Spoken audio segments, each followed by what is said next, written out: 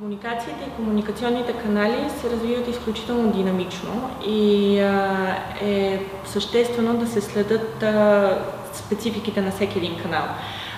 Идеята на интегрираните маркетингови комуникации е да се видят положителните и отрицателните страни на всеки канал и изградените визии от страна на компаниите не просто да се копират едно към едно във всеки един канал, а да се използва оптимално мястото, където ще се комуникира, за да може бранда да стане жив, посланието да се представи по най-пълния начин и в крайна сметка да се извлекат максимално ползите от бюджета за реклама и комуникация, който всяка една компания отделя.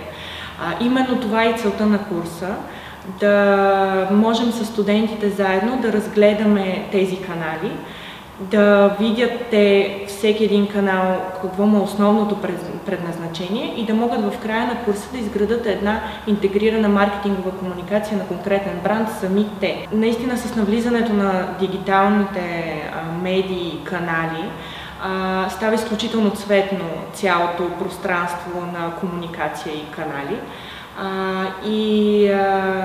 Там нещата са още по-динамични, добре е да се следят непрекъснато и в крайна сметка това рефлектира в курса, защото няма една с една година еднаква в курса. Представят се най-новите неща, които се случват в телевизионна реклама, радиореклама, печатните издания, augmented reality, социалните медии, дигиталните и мобилни рекламни приложения, които се изграждат. Студентите участват изключително активно, защото предоставят и те материали за всеки един канал, за да могат да се обсъдят и те да покажат отношението и възприятията си.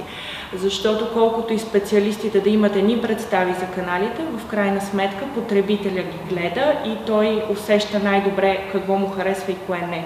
Така че студентите не е длъжно да са професионалисти, за да могат да са обективни участници в целия процес.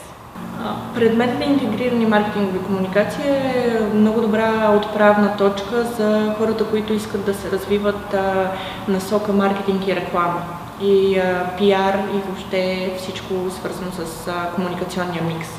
Така че той, вече имайки основата от основи на маркетинга, се насочваме по-конкретно в дял от маркетинга. И там разглеждаме детайлно нещата.